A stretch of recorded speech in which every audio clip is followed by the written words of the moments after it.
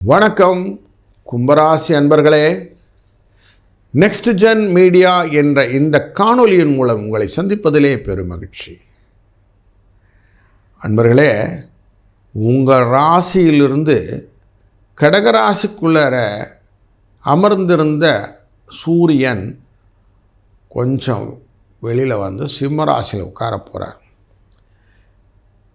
பண வரவை அதிகமாக ஏற்படுத்தி கொண்டிருந்த 6ஆம் இடத்துக்காரர் 7ஆம் இடத்துக்குள்ளர உள்ளே நுழையிறார் அப்படிங்கிற இண்டிகேஷனை மனசில் கொண்டு வந்துருங்க. பணத்துக்காக கொஞ்சம் அலைச்சல் உண்டாகும் அப்படிங்கிறதும் இந்த மாதத்தில் உண்டு. தன்னுடைய சேர்க்கையாக வைத்திருக்கிறதுக்கு கேதுவையும் சேர்த்து உட்கார்ந்துட்டு சிம்மராசியில் உட்காந்துருவார். அப்போ காரியங்களில் சில பயங்களையும் கொண்டு வந்துடுவார். இதெல்லாம் நடக்குமான்னு ஒரு தடவைக்கு 4 வாட்டி யோசிக்க வச்சுக்கிட்டே இருப்பார் ஞானகாரகனான இந்த கேது. அதனால் கொஞ்சம் அப்படி ஜிட்ரியாகவே இருக்கும் அப்படிங்கிறது தெரியுது. குரு தன் பார்வையாலே உங்கள் ராசியை பார்க்க போகிறார் இல்லைங்களா, பார்த்துட்டு இருக்கிறார் இல்லைங்களா. அங்கே ராகுவேர் உட்கார்ந்துருக்கிறார். அப்போ மனசுக்குள்ளார பெருசாக பண்ணணுங்க, எதாவது பண்ணிடணுங்க அப்படின்னு ஒரு வேகம் இருக்குமே ஒழிய எப்படி செய்கிறதுங்கிற எண்ண ஓட்டம் வரலை. மனதில் கோடிக்கணக்கான கனவுகள் இருக்கிறது, எப்படி எக்ஸ்ப்ளோர் பண்ணி வெளியில் வர்றதுன்னு தெரியல அப்படிங்கிற குழப்பங்கள் இருக்கக்கூடிய சூழ்நிலையில் மனது இருக்கும். 19ஆம் தேதி அன்னைக்கு நமக்கு ஒரு நல்ல நிகழ்வு நடக்க போகிறதுனா ஆகஸ்ட் 19 சுக்கிர பகவான் 6ஆம் இடத்துல வந்து உட்காந்துருவார். இவர் தன் பார்வை 5ஆம் இடத்துலேருந்து 6இல் வந்து உட்காந்துருவார். உங்கள் ராசிக்குரியவர் யோகக்காரகன் அப்படின்னு சொல்லக்கூடியவர்.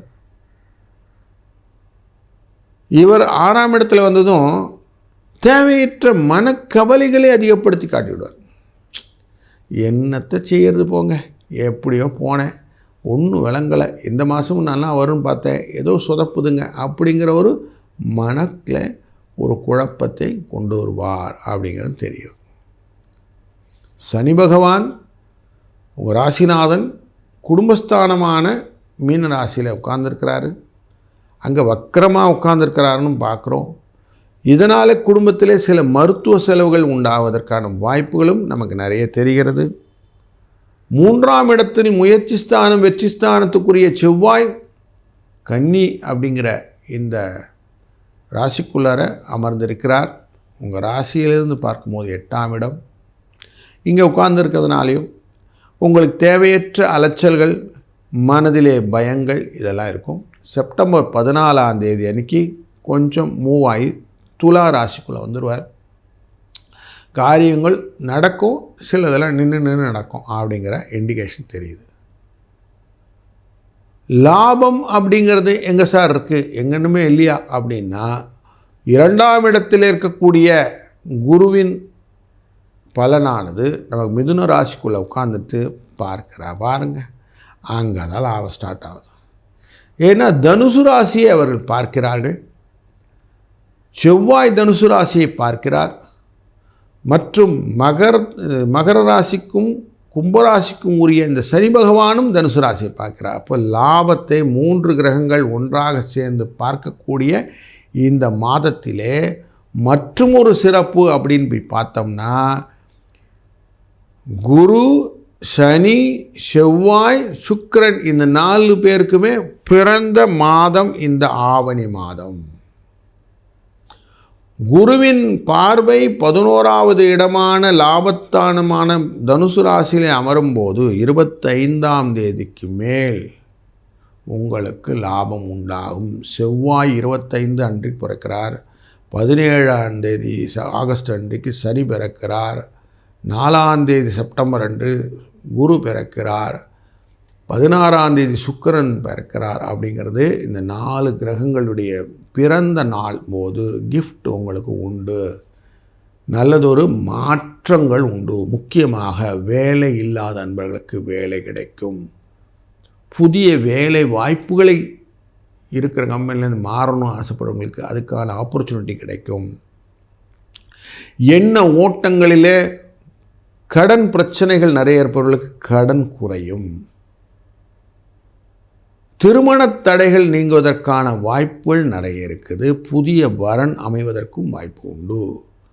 குழந்தை இல்லை அப்படிங்கிறவங்களுக்கு குழந்தை பாக்கியம் கிடைப்பதற்கும், புதிய முதலீடுகள் போட்டு வியாபாரத்தை விருத்தி செய்வதற்கான வாய்ப்புகளும் உண்டாகும். சுக்கிரனின் 4ஆம் இடமான ரிஷபராசிக்குரியவன் அப்படிங்கிறனாலே படிப்பு தொடர்பான விஷயங்கள் எல்லாம் உங்களுக்கு லாபத்தை பெற்றுத் தருவதாக அமையக்கூடிய வாய்ப்புகளும் இந்த மாதத்தில் அமைகிறது. அப்போ உங்களுக்கு நல்லதொரு மாற்றங்கள் எதிர்பார்க்கலாம் இந்த ஆவணி மாதத்திலே. ஆவணி மாதத்தில் நார்மலாகவே காமிக ஏகாதசின்னு உண்டு. அது 19ஆம் தேதி ஆகஸ்ட் அன்றைக்கி வரும். அன்றைய ஏகாதசியும் போது விஷ்ணுவை வழிபடுவது, ஏகாதசி விரதம் இருந்து வழிபடுவது ரொம்ப நல்ல விசேஷத்தை தரும். அதுபோல் 22ஆம் தேதி அமாவாசை அன்று முன்னோர்களை வழிபடுவது ரொம்ப முக்கியம். தர்ப்பணாதிக காரியங்கள் தானங்கள் செய்வதனாலே வாழ்க்கையில் நல்லதொரு மாற்றங்கள் வரும். ஆகஸ்ட் மாதம் இப்படி போயிட்டு இருந்ததுன்னா செப்டம்பர் 8ஆம் தேதி மகாலயபக்ஷம்னு சொல்லுவோம். மகாலயபக்ஷத்தில் முன்னோர்களுக்கான திதி கொடுப்பவர்கள் ஸ்டார்ட் பண்ணுவாங்க. மகாபரணி, அஷ்டமி இதெல்லாம் ரொம்ப விசேஷம்.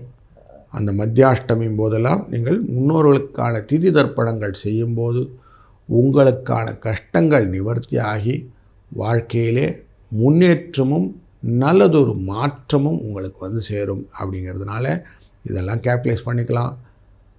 முழுமுதற் கடவுளான விநாயகப் பெருமானுக்கு 27 செப்டம்பர் அன்று ஆகஸ்ட் அன்று பிறந்த நாள் அப்படின்னு விநாயகர் சதுர்த்தி இருக்கிறது. அதனால் அந்த விநாயகர் சதுர்த்தியின் போது பிள்ளையாரை வழிபடும்போது உங்கள் வாழ்க்கையிலே மேன்மேலும் வளங்களும் சுபிட்சங்களும் பல்கி பெருகி உங்கள் குடும்பத்தை என்றும் ஆசீர்வாதத்துடன் நல்லதொரு மேல்நிலைக்கு கொண்டு செல்லும் என்பதிலே ஐயம் வேண்டாம். இந்த மாதம் இனிய மாதமாய் அமையட்டும். நல்லது நடக்கும், நல்லதே நடக்கட்டும். வாழ்க வளத்துடன்.